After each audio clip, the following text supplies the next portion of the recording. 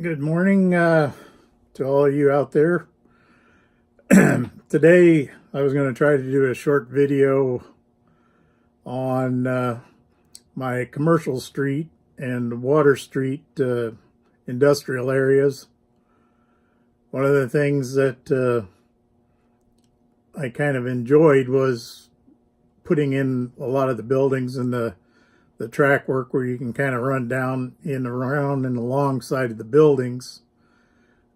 So with this in mind, I will take you over there shortly.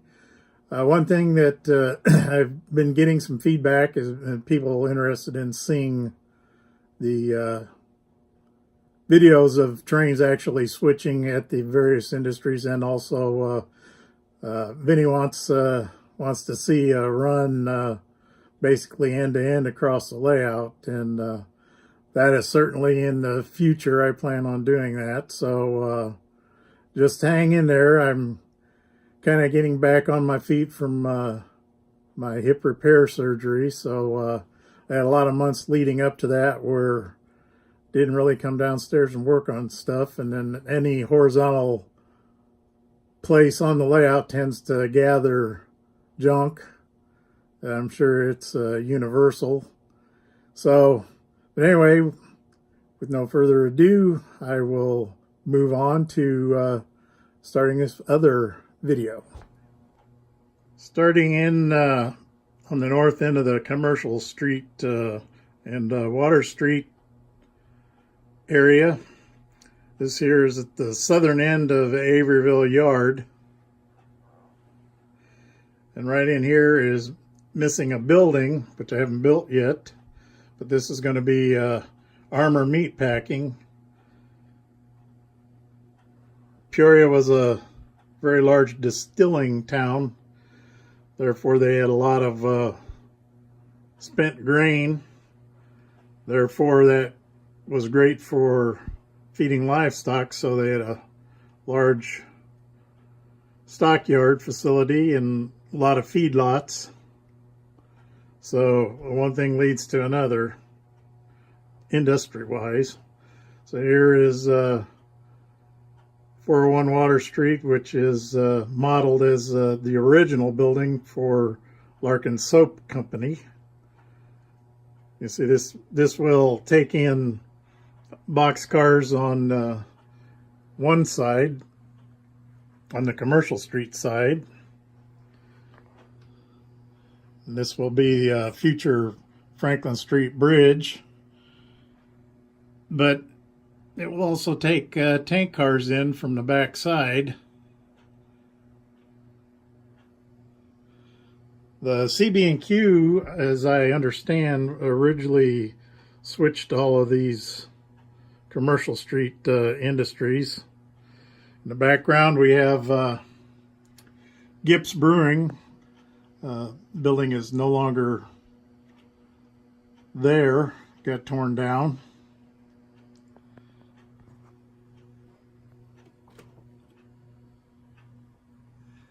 See a postcard of the original brewery and an old bottle. Building just slightly to the north of Gips is my Thomas Clark Biscuit Company, which made a lot of cookies and baked goods. Not exactly sure when that industry was closed. That building no longer exists.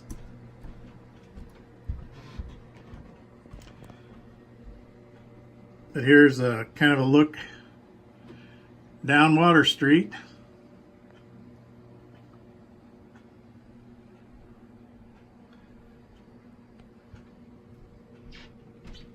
There you have the O'Neill Brothers Transfer Company. This was recently featured on a PBS program locally. Has quite a colorful history. O'Neill Brothers during Prohibition was basically doing some dirty work for Al Capone. So they would kind of ship some of his equipment and some of his beverages incognito in barrels labeled as some other item or chemical. So we come back here to the the Murray building, which was home to Boss Glove Manufacturing. Also, I believe it was Murray Tire Company, which was on another floor in the building. So we have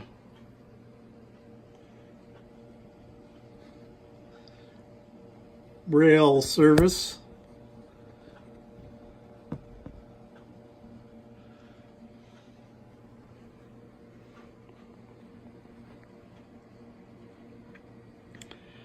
Then we come up to my seal test ice cream plant.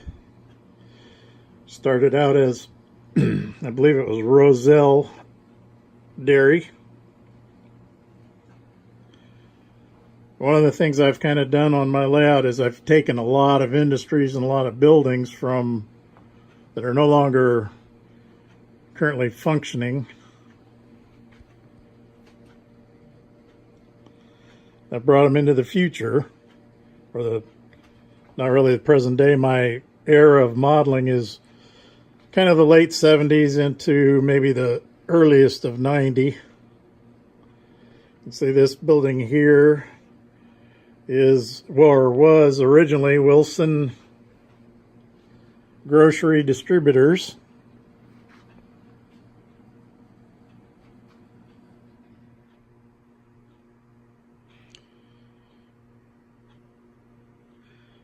This building in here, it's kind of what I'm using for McKesson Robbins, which was a pharmaceutical house.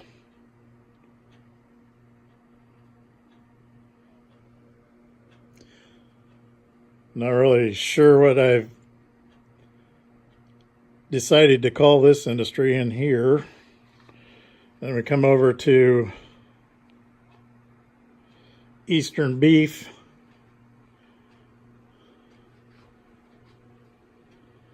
As I stated on an earlier video, this building was purchased basically from an estate sale up in Rockford, Illinois. And it was in pretty rough shape, still is. I just haven't gotten around to fixing it up yet.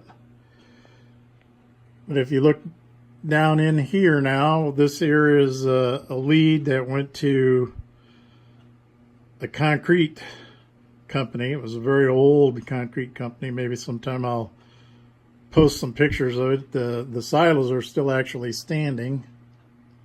The backside the commercial street.